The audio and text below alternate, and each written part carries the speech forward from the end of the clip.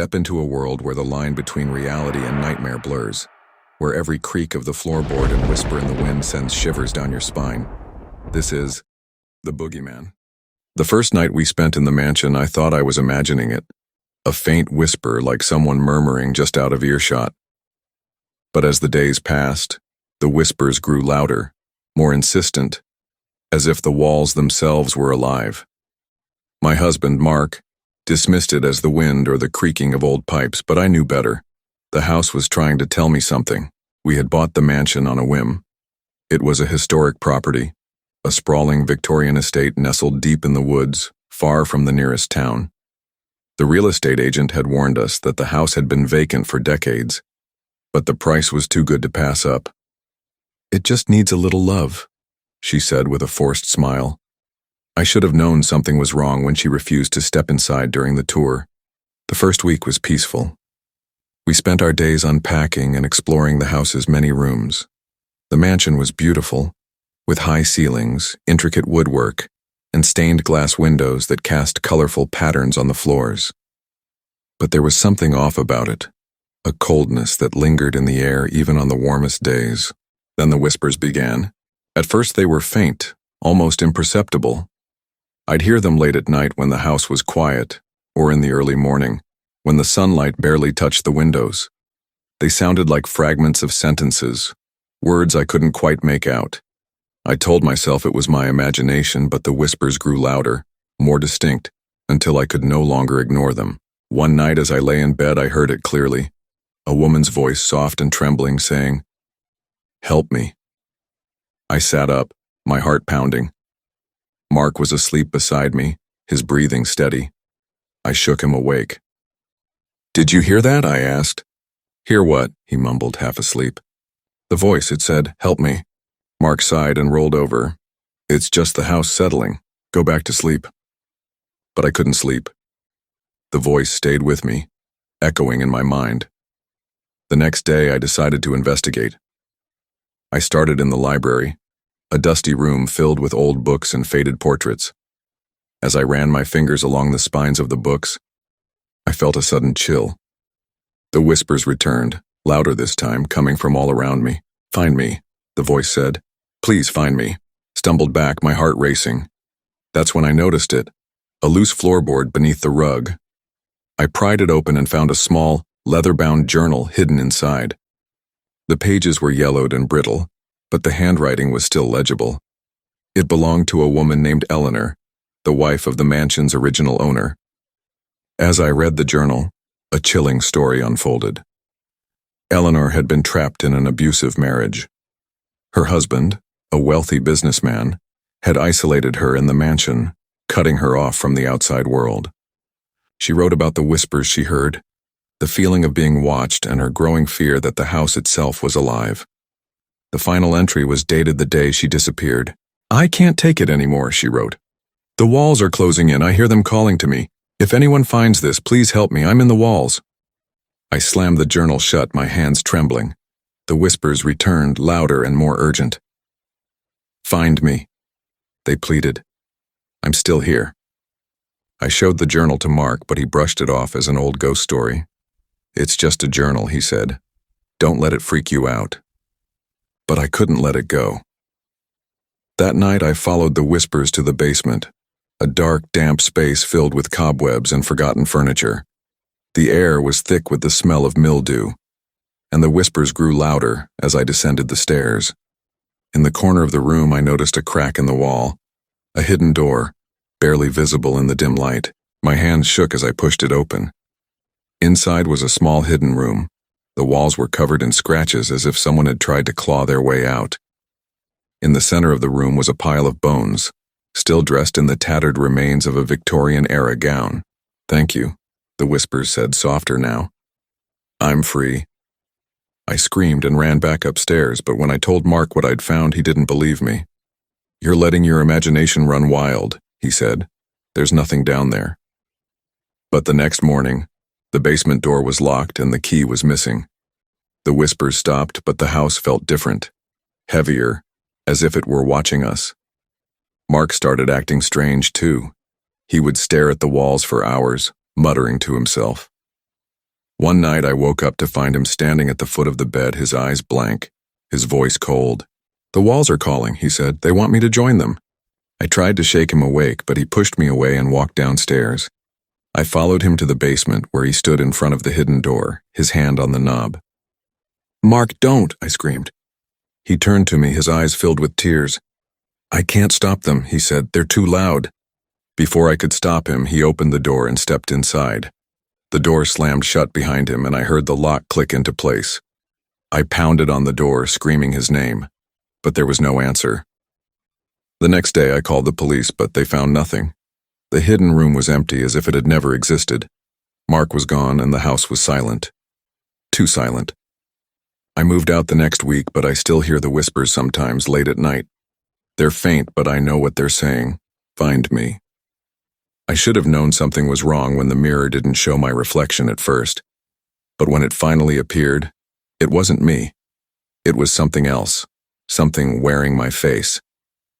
It started at a flea market. I was browsing through old furniture and knickknacks when I saw it, a tall, ornate mirror with a gilded frame. The glass was slightly cloudy, and the frame was chipped in places, but there was something captivating about it. The seller, an elderly woman with piercing blue eyes, smiled as I approached. "That mirror has a history," she said, her voice low and mysterious. "It's been in my family for generations, but it's time to let it go." I didn't believe in superstitions, but there was something about the way she looked at me that sent a shiver down my spine. Still, I couldn't resist. The mirror was beautiful, and it would look perfect in my apartment. I handed her the money and took it home. At first, everything seemed normal. The mirror fit perfectly in my living room, and I admired it every time I passed by. But then, strange things started happening. It began with small discrepancies. I'd glance at the mirror and notice my reflection was slightly off. My hair was messier than I remembered, or my smile didn't quite reach my eyes. I told myself it was just my imagination, but the differences became harder to ignore. One night, as I was getting ready for bed, I caught my reflection out of the corner of my eye. It was standing still, even though I was brushing my hair. I froze, my heart pounding, and slowly turned to face the mirror. My reflection stared back at me, its expression blank. Then it smiled. A cold, unnatural smile that sent a chill through my body. I stumbled back, nearly dropping my hairbrush. When I looked again, my reflection was normal, as if nothing had happened. I told myself it was just a trick of the light, but deep down, I knew something was wrong. The next day, I decided to cover the mirror with a sheet. I couldn't bear to look at it anymore. But that night, I woke up to the sound of rustling fabric.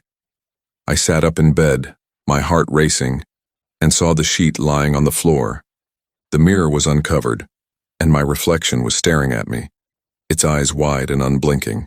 I screamed and ran out of the room, but when I returned, the mirror was covered again, as if nothing had happened. I tried to convince myself it was a dream, but I couldn't shake the feeling that something was watching me. Over the next few days, the incidents grew more frequent and more disturbing.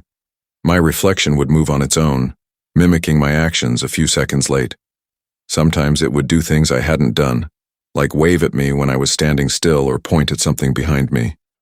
I started avoiding the mirror altogether, but it was impossible to ignore. One evening, as I was cooking dinner, I heard a loud crash from the living room. I rushed in to find the mirror lying face down on the floor, the frame cracked. My heart sank. I didn't have the money to replace it. But as I bent down to pick it up, I noticed something strange. The glass wasn't broken. In fact, it was perfectly intact, despite the fall. I hesitated, then slowly lifted the mirror back into place. My reflection stared back at me, its expression calm and composed. But something was different. The room behind me in the mirror didn't match the room I was standing in. The furniture was rearranged, and the walls were a different color. I turned around, but everything was normal. When I looked back at the mirror, the reflection was gone. Panic set in. I grabbed my phone and called my best friend Sarah, but she didn't answer. I left her a frantic voicemail, begging her to call me back. Then I heard a noise behind me, a soft, rhythmic tapping. I turned around, but there was nothing there. When I looked back at the mirror, my reflection was back, but it wasn't alone. Standing behind it was a shadowy figure, its face obscured. I screamed and threw the sheet over the mirror again, but it didn't help. The tapping continued, growing louder and more insistent. I could feel the presence of the shadowy figure even though I couldn't see it. It was in the room with me, watching me, waiting. The next morning I called a local antique dealer and asked if he could take the mirror off my hands. He agreed to come by that afternoon, but when he arrived, the mirror was gone. I searched the entire apartment, but it was nowhere to be found. The dealer looked at me like I was crazy, and I couldn't blame him. I was starting to feel like I was losing my mind. That night I woke up to the sound of whispering. It was coming from the living room. I grabbed a flashlight and crept down the hallway, my heart pounding in my chest. When I reached the living room, I saw the mirror hanging on the wall, exactly where it had been before. My reflection was staring at me, its eyes filled with malice. "You can't get rid of me," it said, its voice a distorted version of my own. "I'm part of you now." I stumbled back, dropping the flashlight. The room was plunged into darkness, but I could still feel the mirror's presence, its cold, malevolent energy filling the space. I ran to the door, but it was locked. The whispering grew louder, more urgent, until it felt like the walls were closing in. I don't know how I got out of there. All I remember is waking up in the hospital surrounded by doctors and nurses. They said I had been found unconscious in my apartment, which had been completely ransacked. The mirror was gone, and no one could explain how it had disappeared. I moved out of the apartment the next day, but I still see it sometimes. My reflection, staring back at me with that cold, unnatural smile. It's in every mirror now, waiting for me to let my guard down. I don't know how much longer I can hold out. We thought it was just a shortcut. But as we drove deeper into the forest, the road narrowed and the trees seemed to close in around us. That's when we saw it. A town that shouldn't exist. It was my best friend Jake's idea to take the back roads. We were on a road trip trying to save time by avoiding the highway. The GPS had stopped working about an hour ago, and Jake insisted he knew the way. I trusted him, even though I had a bad feeling about the dense forest and the overgrown road. The town appeared out of nowhere. One moment we were surrounded by trees. The next we were driving past rows of dilapidated houses and empty storefronts. The buildings were old, their paint peeling and windows shattered. The streets were deserted, and the only sound was the crunch of gravel beneath our tires. "What is this place?" I asked, my voice barely above a whisper. Jake shook his head, his eyes scanning the empty streets. "I don't know, it's not on the map." We pulled over in front of what looked like a general store. The sign above the door was faded, but I could just make out the words, "Evershade General Store." The door was slightly ajar, creaking in the wind. "Let's check it out," Jake said, already stepping out of the car. I hesitated. The town gave me the creeps, but I didn't want to stay in the car alone. I followed Jake inside, the bell above the door jingling softly. The store was frozen in time, its shelves still stocked with canned goods and dusty jars. A layer of grime covered everything, and the air smelled of mildew and decay. "Hello?" Jake called out, his voice echoing through the empty store. There was no response. I picked up a can of beans, the label faded and unreadable. The expiration date was from over 50 years ago. "This place has been abandoned for decades," I said, my voice trembling. "Why is everything still here?" Jake didn't answer. He was staring at something on the counter, a newspaper. The headline read, "Mystery Illness Strikes Evershade. Town Quarantined." The date was October 12th, 1962. "This doesn't make sense," Jake said, flipping through the yellowed pages. "If this town was quarantined, why is it empty? Where did everyone go?" I didn't have an answer. The more we explored, the more questions we had. The houses were fully furnished, as if the residents had vanished in the middle of their daily lives. Plates of food sat on tables, now covered in mold. Clothes hung in closets, and toys were scattered on the floors of children's rooms. But there were no people, no bodies, no signs of life. As the sun began to set, the town grew darker and the air grew colder. We decided to spend the night in one of the houses, hoping to figure out what had happened in the morning. But as soon as we settled in, strange things started happening. The lights flickered even though there was no electricity. The radio turned on by itself, playing static and faint whispers. And then there were the footsteps, Soft, soft shuffling sounds coming from the hallway. "Did you hear that?" I whispered, clutching a flashlight. Jake nodded, his face pale. "We're not alone." We searched the house but found nothing. The footsteps stopped as suddenly as they had started, but the feeling of being watched never went away. That night I barely slept. Every creak and groan of the old house made me jump. The next morning we decided to leave, but when we got to the car the tires were flat and the engine wouldn't start. We were trapped. As we walked back to the house we noticed something strange. The town looked different. The buildings were in better condition and the streets were cleaner. A few people were walking around, but they didn't seem to notice us. They were dressed in old-fashioned clothes and their movements were slow and deliberate. "What the hell is going on?" Jake muttered. I didn't have an answer. We tried to talk to the people, but they ignored us as if we were invisible. It was like we were watching a scene from the past, but we were still in the present. That's when we realized the truth. The town wasn't abandoned. It was stuck in time, reliving the same day over and over again. The people weren't alive. They were echoes of the past, trapped in a never-ending loop. We tried to leave on foot, but no matter which direction we went, we always ended up back in the town. The forest seemed to stretch on forever, the trees twisting and shifting to block our path. It was as if the town didn't want us to leave. Days turned into weeks, though it was hard to keep track of time. The town's loop repeated every 24 hours, and we were forced to relive the same events over and over again. The people never acknowledged us, but the whispers grew louder, more insistent.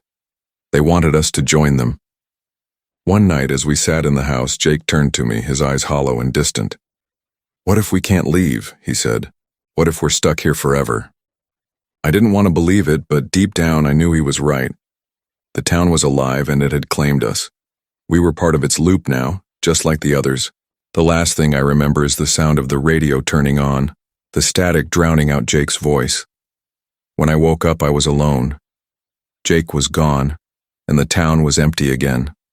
The buildings were crumbling, and the streets were overgrown with weeds. I don't know how long I've been here. Time doesn't mean anything anymore. The town keeps looping, and I keep reliving the same day over and over again. Sometimes I see Jake in the distance, but he doesn't recognize me. He's part of the loop now, just like the others. I don't know if anyone will ever find this town, but if you do, don't stay, don't let it trap you, because once you're here, you can never leave. The box was covered in dust, the edges worn and faded. None of us had ever heard of the game, but something about it drew us in. We should have known better. After all, nothing good ever comes from a game that starts with, "Do you dare to play?" It was a Friday night, and my friends, Lila, Marcus, and Theo, were over at my apartment. We were bored, scrolling through old board games in my closet, when Lila pulled out the strange box. It was smaller than a regular board game, with no label or instructions. The only thing written on it was a single phrase in faded gold letters. "The Game of Truth." "What is this?" Lila asked, holding it up. "No idea," I said. "I've never seen it before." Marcus, always the skeptic, rolled his eyes. "Probably some cheap knockoff, let's just play something else." But Theo, ever the curious one, grabbed the box and opened it. Inside was a deck of cards, a small wooden figurine, and a folded piece of paper. He unfolded the paper and read aloud, "Welcome to the Game of Truth. Do you dare to play? The rules are simple. Draw a card, answer the question, and move the figurine. But beware. The game knows your secrets, and it will test your limits." Lila grinned. "Sounds creepy, I'm in." I hesitated. There was something about the game that felt off, but I didn't want to be the buzzkill. "Fine," I said, "but if this turns out to be some weird cult thing, I'm out." We sat in a circle on the floor, the game set up in the center. Theo shuffled the cards and placed them face down. "Who wants to go first?" "I will," Lila said, drawing a card. She read the question aloud. "What is your greatest fear?" She laughed nervously. "Okay, that's a little personal. I guess I'm afraid of failure, like not living up to people's expectations." Theo moved the figurine one space forward. The board was simple, with a winding path leading to a finish line marked Truth. Next was Marcus. He drew a card and read, "What is the worst thing you've ever done?" He frowned. "I'm not answering that." "Come on," Lila teased. "It's just a game." Marcus sighed. "Fine, when I was a kid I stole money from my mom's purse. Happy?" Theo moved the figurine another space. My turn. I drew a card and felt a chill run down my spine.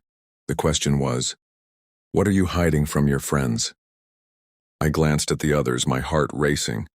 I guess I've been struggling with anxiety lately. I haven't told anyone." Lila gave me a sympathetic look. "You know you can talk to us, right?" I nodded, but the question lingered in my mind. How did the game know? Theo went next. His card read, "What is your darkest secret?" He hesitated, his face pale.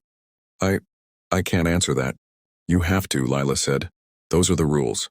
Theo shook his head. "No, this is stupid. I'm done." He stood up, but as he did, the lights flickered. The room grew colder and the figurine moved on its own, sliding back 2 spaces. "What the hell?" Marcus said, his voice trembling. We all stared at the figurine, our unease growing. The game wasn't just a game, it was alive. "Let's stop," I said, my voice shaking. "This isn't fun anymore." But Lila, always the daredevil, insisted we keep playing. "It's just a prank or something. Come on, one more round."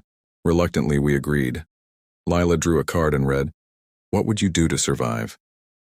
Before she could answer, the lights went out. The room was plunged into darkness and the temperature dropped even further.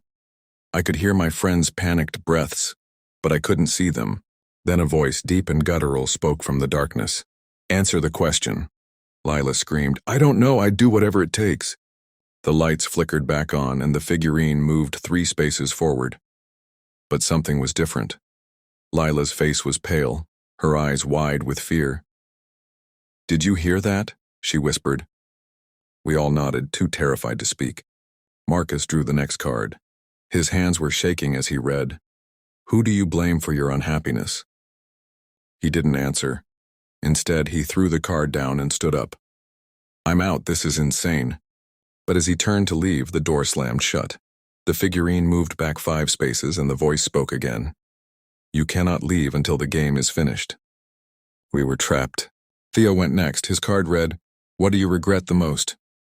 He hesitated, then whispered, "I regret not telling my dad I loved him before he died." The figurine moved forward, but Theo's eyes filled with tears. "This isn't right. This game, it's messing with our heads." It was my turn again. I drew a card and felt my blood run cold. The question was, what are you willing to sacrifice to win? Before I could answer, the room went dark again. This time the voice was louder, more menacing. "Answer truthfully or face the consequences." "I don't know," I shouted. "I don't want to play anymore." The lights came back on, but the figurine hadn't moved. Instead, the board had changed. The path was shorter now and the finish line was marked with a single word. Death. Lila screamed, "We need to get out of here." We tried to break the door down, but it wouldn't budge. The windows were sealed shut and our phones had no signal. The game had us trapped. Theo drew the next card. His face went pale as he read, "What is the price of your freedom?" Before he could answer, the figurine moved on its own, sliding all the way to the finish line. The voice boomed, "The game is over. The price has been paid." Theo collapsed to the floor, his body convulsing. We tried to help him, but it was too late. He was gone. The door swung open and the lights returned to normal. The game was over, but the cost was too high. We never spoke about that night again. Lila moved away and Marcus stopped answering my calls. I tried to throw the game away, but it always found its way back to me. Now, it sits in my closet, waiting for the next group of players. If you ever find a game called The Game of Truth and Beer, don't play it. Because once you start, you can't stop. And the price of losing is more than you can afford.